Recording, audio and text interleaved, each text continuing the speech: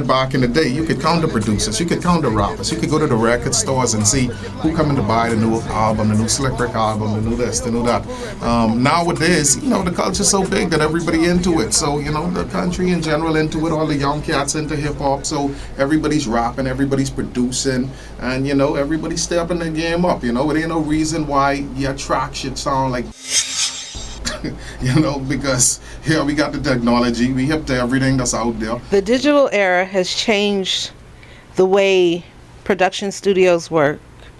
Right. And so therefore it changed how people conducted themselves as producers and as writers and their ideals about what they could do for themselves and by themselves. Well, basically when I first started, there wasn't no one in Nassau who I know was into even hip hop or doing what we was doing at that time. So at that time we was like the outcasts, the dudes who everybody thought was crazy, because they used to see us on the road and see us walking around and headphones on, bomb boxes or whatever the case is.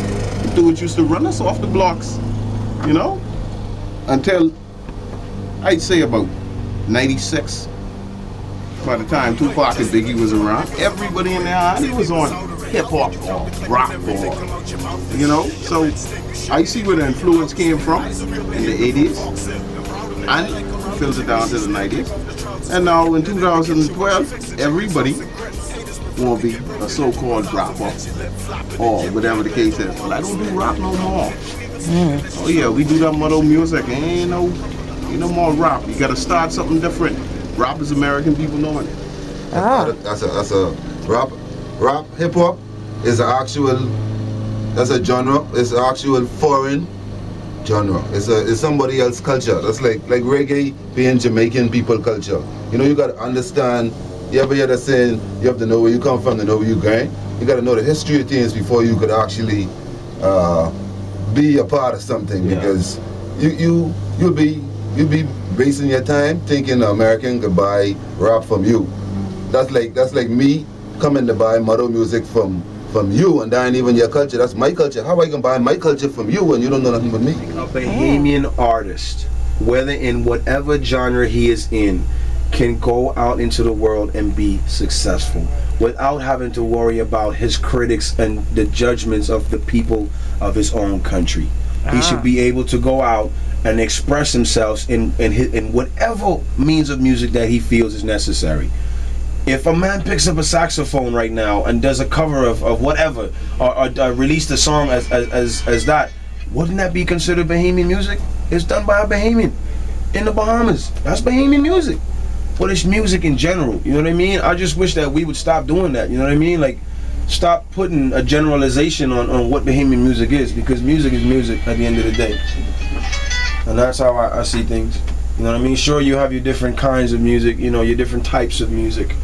But to say that our sound is 100% different, I kind of disagree. I mean, like I say, I tell people sometimes, and I even heard somebody else say it before, I was born into the world, not the Bahamas. Like, everything that's available in the world is available to me. And I'm not going to put myself in a box or even a circle or square or dot and get myself to believe that the only things that I have available to me is the things that's on this island. I was into music. I was always consumed by music. When you think of the Bahamian, the first thing that comes to mind is Disney. I think that the world was introduced to Bahamian on Disney. Yes, Disney and Nickelodeon. So tell us about that, because I think that when I first saw Bahamian on Disney, the image and the style had changed. You guys had quite a few character changes throughout the years. From 92 to present, you've had a lot of different singers that have...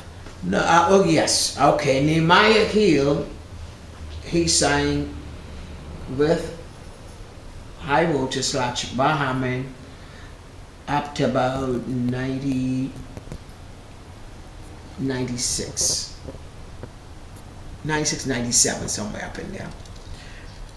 And then after Nehemiah, we had Anwar Roll, and basically Pat Carey, Herschel Small, they were carrying the whole load after that. And when we left Atlantis, we had the singer with us at the time. His name was Marvin Prosper. When we went into the studio to record the Dogs is when everything really changed. You know, I had a audition for singers. I ended up having 3 singers for the group. 3 front lines. Still have them. So was that normal then? Because I don't recall if were there always 3 singers, or this just happened to happen. No, this just happened now. Okay. Because what happened was that we had a tour lineup for Japan. And when it was time to go to Japan, Nehemiah couldn't make it. He was with Lenny Kravitz. He couldn't make it. Let's talk about the atmosphere and the culture of music here in the Bahamas at that time. At that time, there wasn't too much going on musically, I would say, because there wasn't. I'm just speaking for myself. Of course. It seemed to me that there just wasn't enough material. There wasn't a lot of material out there. I remember growing up hearing Ronnie Butler and Eddie Minnis, the T Connection, but a lot of those songs and those albums played for many, many, many years. A lot of musicians probably didn't have the money or the know-how or just any idea of how to actually get involved in the music industry. So they actually stayed away from. We went into the studio to start recording our very first album. And of course, being a Bahamian and growing up with Junkanoo and being in Trinidad at Carnival for all of those years, the automatic thing in my mind, my God, soca and Junkanoo is a perfect fusion. You're talking about the transcription of African music that's come across from Africa to the Caribbean as interpreted in Trinidad and as interpreted in the Bahamas. And they're both based around heavy percussion and heavy rhythm. So the very first album project that we did a number of songs with the fusion of Junkanoo and soca, which we call Socanoo. Okay? That started a firestorm of commentary. And as a matter of fact, on that album, we also recorded 2 reggae songs. I don't know if you're familiar with the name Dave Kelly, but Dave Kelly in the 90s and probably still today is one of the foremost producers of reggae music in the world. Well, Dave Kelly happens to be a Bahamian. And so we recorded an album with Junkanoo, soca, Socanoo, and reggae. And the debate started.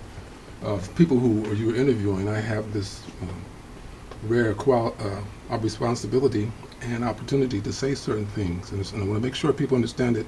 That don't take anything I'm saying the wrong way, even if it may sound that way. But I will say this to you: I remember real well as a young guy, listening to James Brown's music, and I was a dancer and all this, and so this one record come out and it sounded like James Brown, and I was like, wait, these guys really sound pretty good right here. Funky Nassau, funky Nassau. And I said, oh, they're talking about Nassau, New York, eh? They're talking about Jamaica. They're talking about Jamaica, New York, Queens, that's what I thought it was. And it took me years to find out that they were actually talking about Nassau, the Bahamas.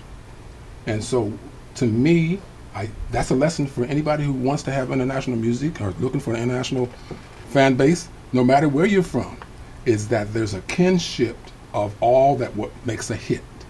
There's only 12 basic melodies, 12 basic rhythms, and 12 basic chords to be played. And so all these different types of music comes down to style, back to that who does it thing. And so what Johnny Kemp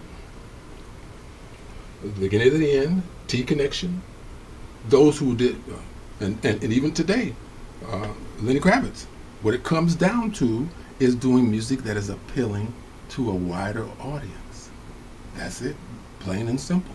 And if you listen to the main thread between, and even who let the dogs out, which is a really the phenomenon of Bahamian music, it came down to one thing. So they all have a common thread.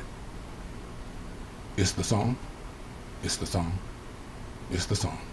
If you listen to Andy Quincy Jones' interview, there's two things he talks about. He talks about the fact that even if it's a movie or a record, whatever it is, it has to start with a great script or a great story in the song. And if you look back on the big hits that come from the Bahamas, that's what was going on with those songs. That will set them apart from the other things that didn't really happen.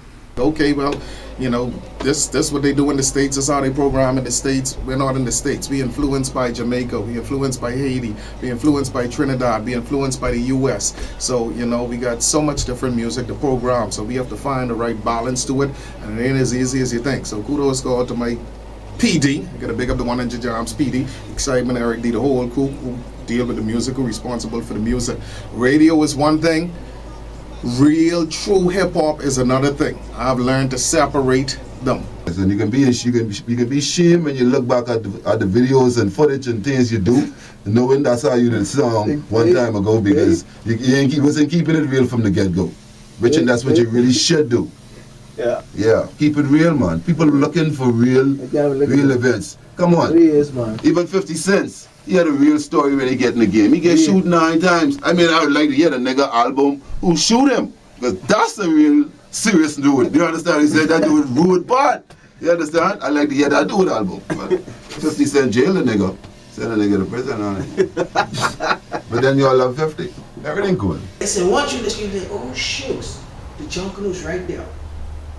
The pop is right there. Okay. We just did a marriage, and we have that balance whereby radio will play it. So it's about radio play. That's it, honey. Without radio play, you're joking. That would be what they call Wreck and Scrape, which I wouldn't say it would be Wreck and Scrape. I would say it would be Junkanoo. You know what I mean? Mm-hmm. And that's Junkanoo without brass. That's Junkanoo without horns. That's Junkanoo without whistles. That's the real cowbell. A scrubbing board, and you know what I mean? A barreled goatskin drum. But again, Gombe music was even a part of that. But the steel pan is not an indigenous Bahamian instrument. You know what I'm saying? So this conversation can get extremely weird. You know what I mean? Because let's get weird. What can you say though? Let's get twisted. What can you really say? Truly, man, like all of these dudes who call themselves true Bahamian producers. What are you doing that's truly authentic about, you know what I mean, in Bahamian? What is truly authentic and Bahamian in your music? If you calling it adding trumpets and all of this other stuff and adding all of the synthesizers, and I'm sorry, but it's not. That's not, to me, at least, you know what I mean? But we all have our different opinions, you know. And, you know, like I said, I love Wreck and Scrape music, man. It's some funny music, you know, and it's folklore. You know what I'm saying? It's our culture coming up in the islands, you know, island life. So yeah, I enjoy it. Don't get me wrong. So you've said this word numerous amounts of times, yes. Folk. Yes. Folk music. Do you think that in a sense that shout out to Eddie Menace. That's a folk genius right there. Do you think that in a sense the music that you do can be interpreted as folk, considering that it's a new era? The new music? The music. Nah. I don't think I don't do folk music. You know what I mean? You know, I'm not talking about chasing crab, and you know what I mean? I don't chase crab. You know what I'm saying? Like, I can only talk about what I know, and this is why I hate when I get attacked, and I'm usually one of the targets down here for this. You know what I mean? So all of them have attacked me, man. Whether it be on radio or television, and I don't really care, because, you know, I'm gonna do me regardless of what they think. But when I'm counting this money, I don't want to hear nothing from these fellas. You know what I'm saying? I don't want to hear what we supported you in, because none of these dudes ever. And that's another thing that bothered me. Like, none of these dudes ever supported anything or even tried to steer niggas into that. Pardon the N-word, you know what I mean? But they never tried to steer niggas into that. You know what I mean? So you can't really look at me and judge me if you never really tried to help me in the first place. You know what I'm saying? Like, you never reached out to me, and you was always like, you know, they want to do rap music and riggedy-dink music. Well, I feel like some of y'all music is riggedy-dink. Honestly, if you listen to a lot of these songs, they're poorly written. You know what I mean? They're poorly recorded, but y'all gonna take this to the world? To release in the world. And that's supposed to represent the Bahamas. Get the girls, my music play around the world. You're a comical lock like Daisy and Jesse Pearl.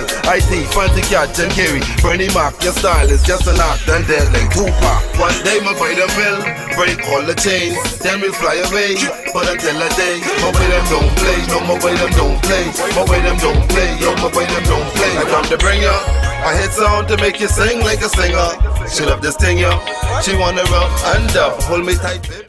Unless we start admitting to our faults and start fixing them and stop sweeping everything under the rug, it's not gonna change. We have slang. We use words that the rest of the world is not gonna know what, like digging in your bungie. People are not gonna know what your bungie is. So we have to kind of first put forefront what our accent and our slang is, kind of, for people to start to get a grasp of how we use it. And then we can kind of like push our cultural music.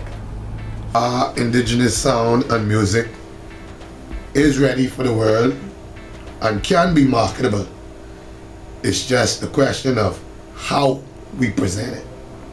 Reggaeton was Latin music infused with reggae, and now that's a whole genre at the Grammys. Just saying. Are there shows that you can come to when you come to the Bahamas? There's not a native show in the entire country. There's not a properly produced native show like you were able to go and see Peanuts then. And you know what's shameful? We have not developed a new Peanuts. So then who's to blame? Leadership. Leadership, but you're a leader. I only could do so much. I'm doing this now. I do this every day. Okay. You know, I'm not afraid to speak like this. I speak like this all the time. So then where is the disconnect? Because there has to be a disconnect at some level. The disconnect is when you have a member of parliament who will have an opening for office in their area, and the headliner is Jack Cure, for example. That's a disconnect. When you have a leader and maybe you look too much to these people as leaders, but these are the ones who have the purse strings. They're the one who, you know, assign the funding for specific areas. Maybe you look too much to them for their leadership, but you can't do anything in this country unless you go through the politics. So. But when you have those leaders, when they have their rallies, they'll pull out whomever it is that's popular-ish at that time, be it reggae, hip-hop, or whatever, and they'll promote those things. When you have those kind of things going on as leaders, and the young people see this, that's the disconnect. The disconnect is absolutely that you need to show that you at least are trying to preserve this thing. MD's called me the other day, and I was so impressed that he is now trying to move from that reggae thing into the rake and scrape era by just trying to do it. I'm of the mindset that rake and scrape should be our national dance music. North party, done. South party, done. East party, done. West party, done. Bahamian party, done. Bahamian party, done. Bahamian party, done. Bahamian party, done. Anybody out there got a cell phone? Take out your cell phone now. Take it out. Now raise it up. Here we go. Y'all ready? Check it out. BBM or text them. BBM or text them. BBM or text them. BBM or text them. North party done. South so he party. said, well, I have a partner that does dance music. Would you be interested? I said, well, I never really thought about dance, but I'll try it. So I sent him Don't Get Me Started and another song, and they really liked Don't Get Me Started. So he built a track around it. I went over in March of this year. I recorded the entire thing, and we are where we are. You didn't get the support. Were there any criticisms towards the music that you did, even though you won? Well, we got some of that. We got some of that, but you see, the way how I think business-wise, if you want me to do something different from what the record company wants, then you pay for it. If the record label is putting out its money, then they can dictate this is what we want. They know what they can market and sell. Ah, that is wonderful. You took me right into the statement that I wanted to go. Let's talk about marketing and selling, marketing and packaging Bahamian music for international or digital consumption. Do you think that Bahamian music in its indigenous form is marketable on a global scale? No. This is not a personal opinion. The recording industry, as big and as awesome as it is, only a baby of the publishing industry. The only reason there is a recording industry is because the publishing industry wanted another way to sell the songs. So if you really want to get in this business, understand where this business comes from, you got to go to the root. How can you love the tree and hate the root? Appreciate the root. The root is the publishing industry. And if you look at who's making the money, that proves to you that's who's running things, because the publishing is still the entity that's making all the money, because they're making sure that they baby keep feeding them that money by putting out great songs. You look at Rihanna and everybody, they do things that are flash in the pan. You look at Nicki Minaj, but check out them songs. And when we realize that, it don't matter where the song come from, As Bahamian, it's the song. I'm a interesting person when it comes to my music. I don't think you have the ability to put a finger on it, but undeniably you would say that it is Bahamian, but it does not sound like the typical rake and scrape or junkadoo. You're not gonna say, oh, that sounds like KB's music, or oh, it sounds like this person produced it or that person produced it. They're gonna be like, who did that? With the popularity of the internet, right, and the internet being more accessible for Bahamians now, right? How can we then package and market our content so that we can generate the revenue necessary to fuel the Bahamian industry, while at the same time making it relevant here? Africa, this is such a deep subject, right? Because when you talk about marketing our music, you got to remember that whether we like it or not, the music industry internationally is still controlled by the bigger countries. Okay? You can go anywhere in the world, you're going to hear the Michael Jacksons of the world and the Beyoncés of the world and the Adeles of the world, because their record companies have such a greater ability to promote their music internationally. Okay? We in smaller countries don't have that advantage. Okay? So even though there's the internet and I can finish a song in the studio tonight, I can email that song to a friend of mine in Nigeria. I could email that song to a friend of mine in South Africa. Okay?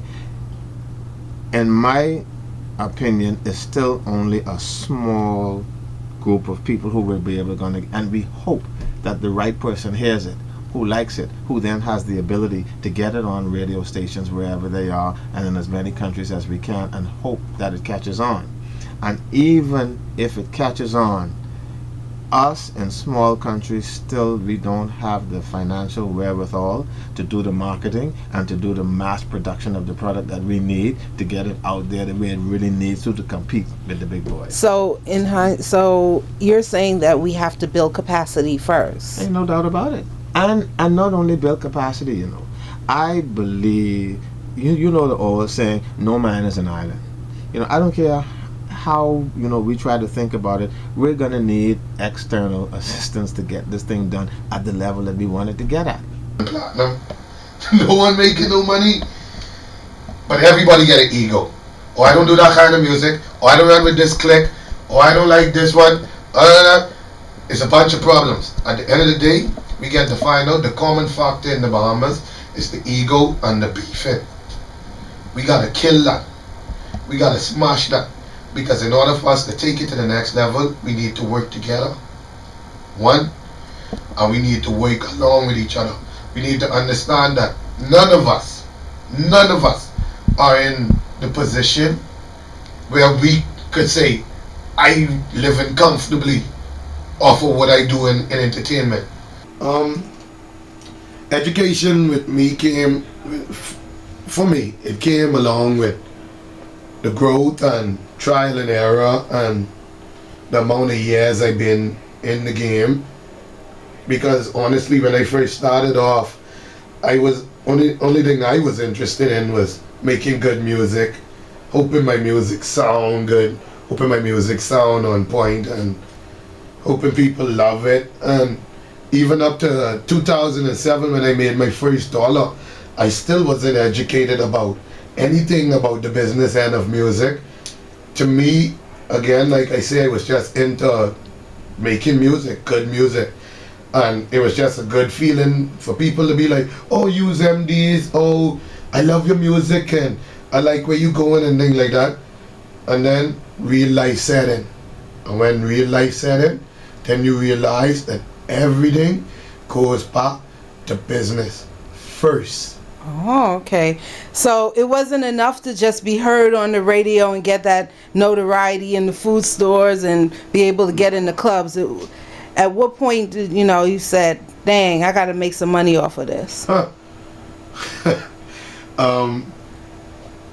I think I ever knew I needed money, but it was like a point of me being so much in love with something. Like sometimes when you're in love with something or someone, you just grip on so much and hold with that fight in love that sometimes you just need to let go and see where it goes and where it takes you, so you can understand exactly what you needed to do. And that's what was happening with me in music. I was loving just the love of music and making music so much that I just had that tight, and that's all I wanted. And then I realized, I think like it was like 2008, because I had a little shop, but to me my little shop was a little shop, but I into music. And when the depression, what they call so-called depression, really hit the Bahamas, and it became a rat race. Of course, everything what I was selling in my shop, that was the point of time when somebody would open up the same exact store right next door and across the street. So, the store wasn't kicking it no more, and it was like, what am I gonna do? The only thing I really know is music. So it was like, all right, all the years of me doing music, what have I gained? Where can I honestly say I see changes? Yeah, I'm seeing changes in the first song I've written to the song that I am on now. But honestly, career-wise, what is this doing for me? The road that I'm taking. And I get to realize that, hey, maybe I ain't taking the right road. And off of the Who Let the Dogs Out, you guys won a Grammy. We got 2 Billboard Awards, and we also won 2 Nickelodeon Awards. Now, with all of that international fame, when you came back to the Bahamas, did you get the type of support and respect that you think you deserve?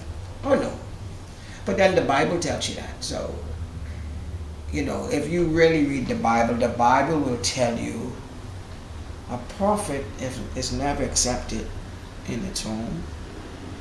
So, and that's like water on a duck back. It just roll off. Work ethic also comes into play, like majorly into play. I feel like people sometimes don't really put their 100% into things, so it never really, goes over the edge when it comes to quality. But there are a lot of Bahamian artists that do what they do, and they put out music, and they, even from the ones that rap, from the ones that does the rake and scraping, the live bands and everything, whatever, and they doing what they doing. So I think that they can do a whole Bahamian concert, and it'll Would you make pay to sense. see a Bahamian concert when you're overseas? Definitely.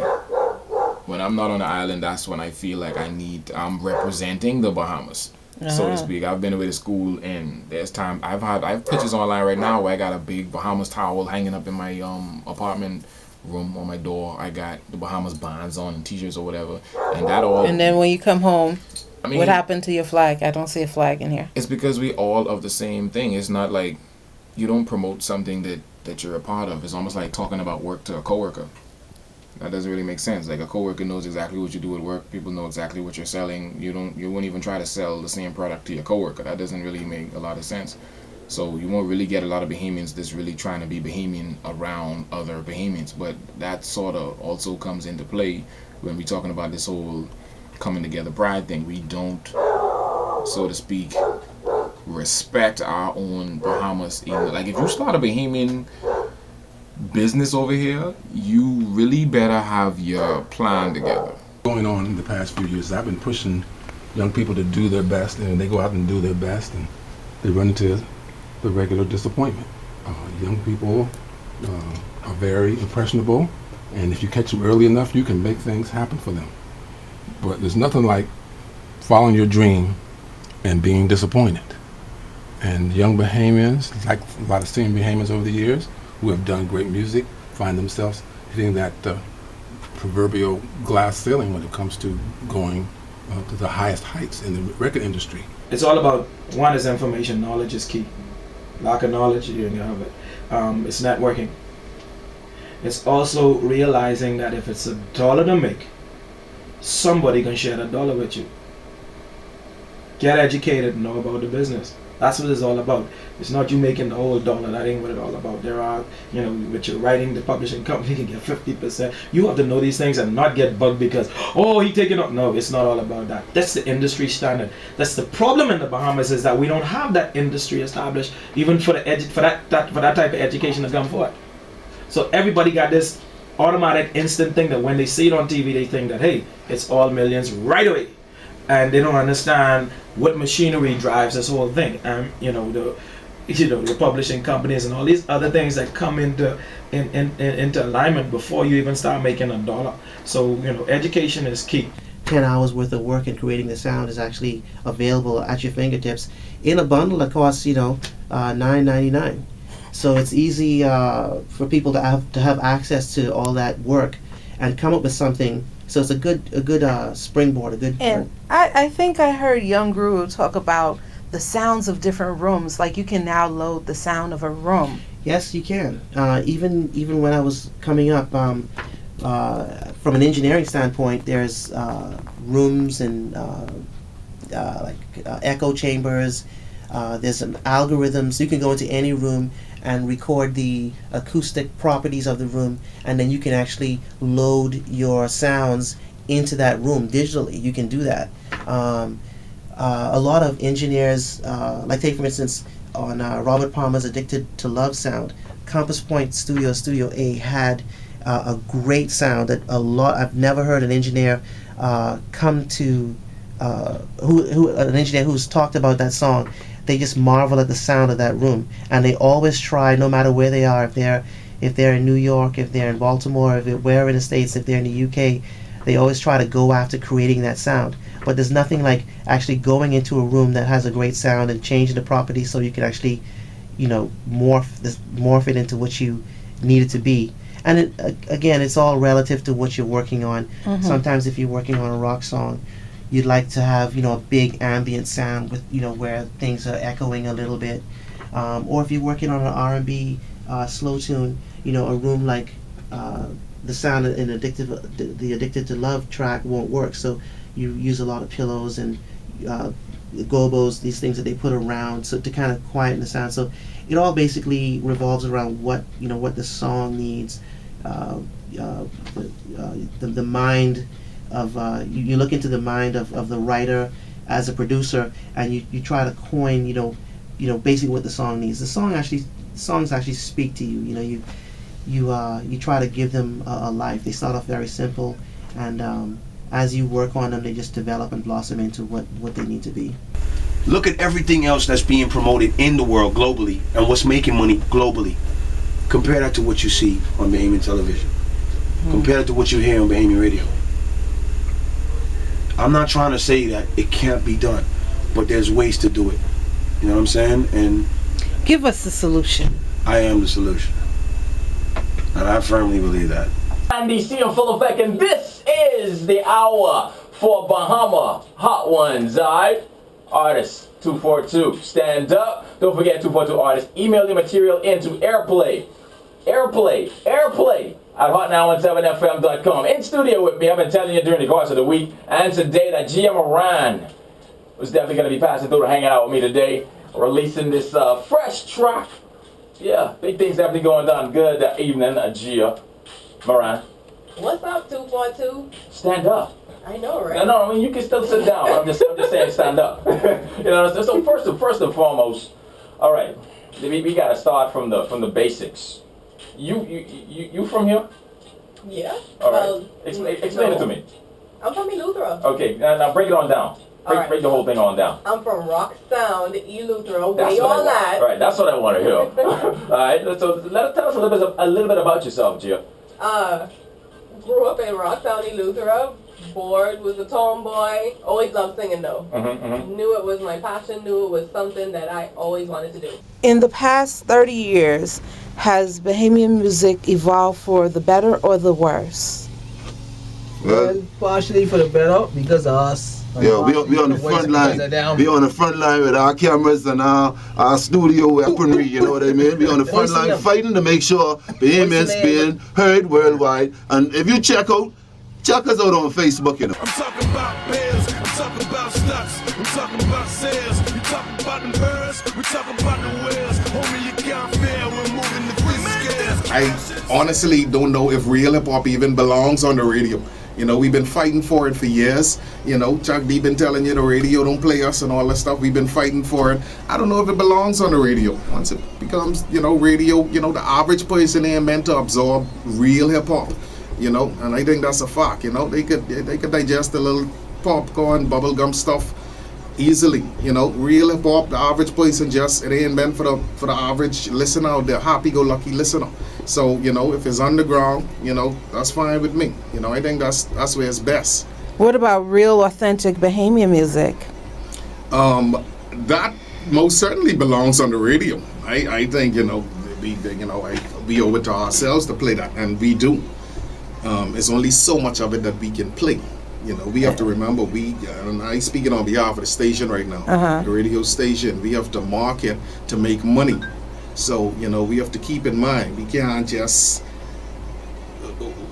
we can be true to our culture, but we still have to remember that this is a money machine, I trying to get paid at the end of the week. So, that's as far as that goes. They don't wear their flags on their shoulders and say, hey, I'm Bahamian. I want to come out here, because every time you come out here to do something with Bahamian artists, they either know too much, or they don't see the value in it. And then the ones that go, I have a friend that I used to tease him a long time ago. I was like, you're riding Wu-Tang, and now he's a part of Wu-Tang, right. And he would never say. I've seen him numerous amounts of times in various concerts, and he's like, I would never go back there. I said, didn't respect him when he was here. Well, that's pretty much what I was talking about. There's a great lack of disrespect. I did say it, didn't I say it? You held your words. Don't mince your words. Let me tell you how I feel about it. I am not in the music world right now to prove anything to my country on how good or how bad we are. Okay? My fight is to prove to the world that the Bahamas have something to offer. So then let's step backwards to the late 80s, early 90s, when you guys were attempting to put out your product here in the Bahamas. What were some of the hurdles that you had at that time getting the local market to actually accept and listen to your product? Let me say this to you. I cannot sit here and say Isaiah Taylor, Bahamian had any problems in that area. Okay, because you see, it's one thing I've learned in life. If you do things in a professional manner, now not everybody can like it.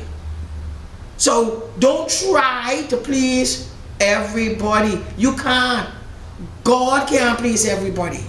After giving each and every one of us our own mind, some people gonna run out there and say how cold it is. They complain, I can't, it's too cold. Then the sun comes out, some people can say, man, it's too hot.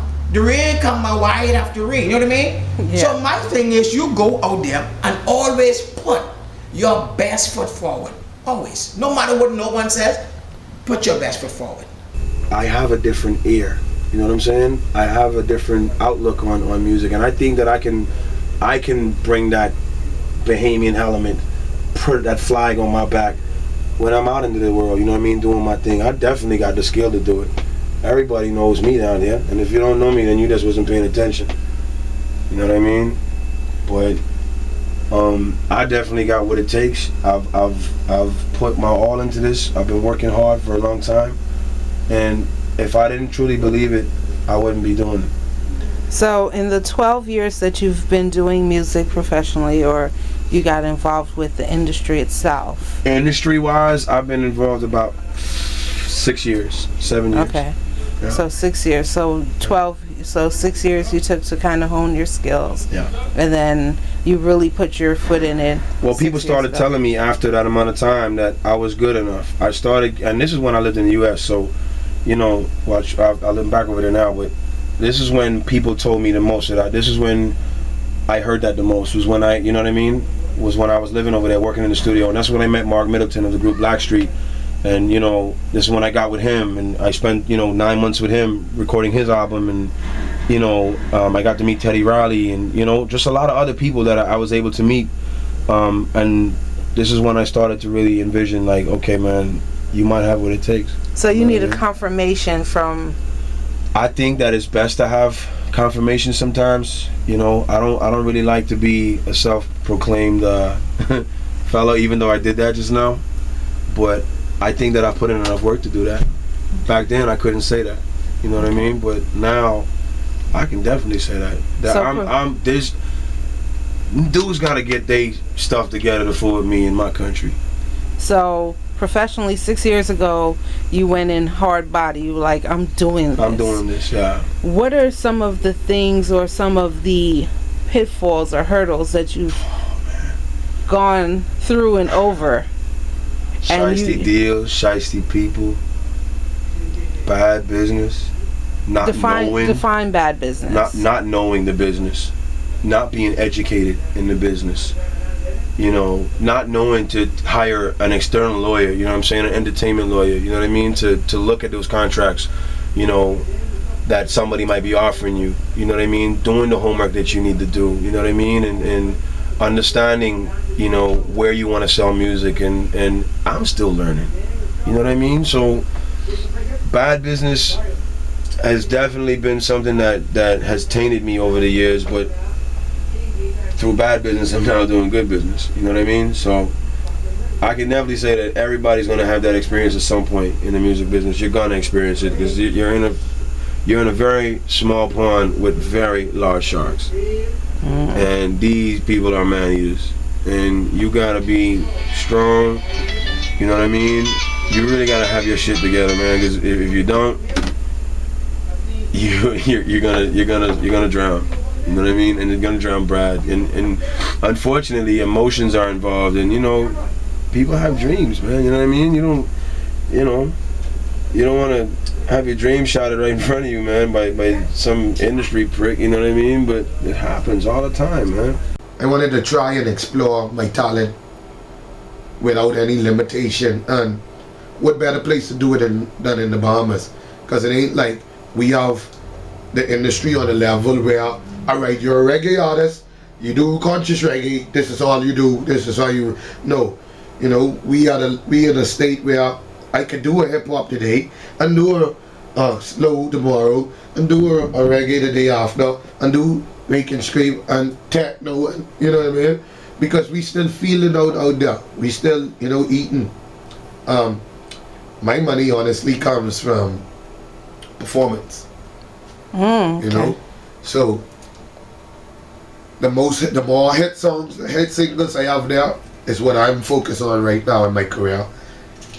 Because, you know, as an independent artist, I can't depend on albums.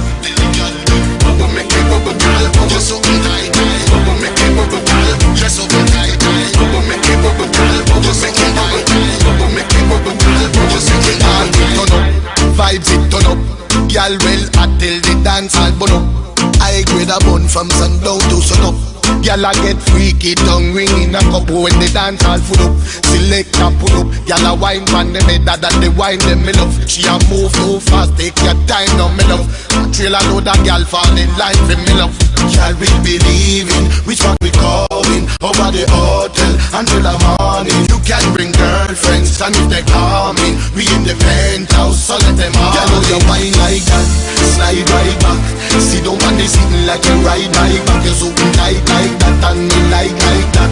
You are the night nurse and me are the ganda. Tell the girl, bubble make it bubble girl, bubble make it right, bubble make it bubble girl, bubble make it right, bubble make it bubble girl, bubble make it right, bubble make it bubble girl, bubble make it right. You know we knocking at the club until the lights come on and tell that the whites bring the girls come on and freaks in the living room getting it on and they ain't leaving till 6 in the morning. Now we cook, just straight from Hennessy with cheese, everybody get numb. Girl, them a scream, them price box done. Money start paying, that a real cash fund.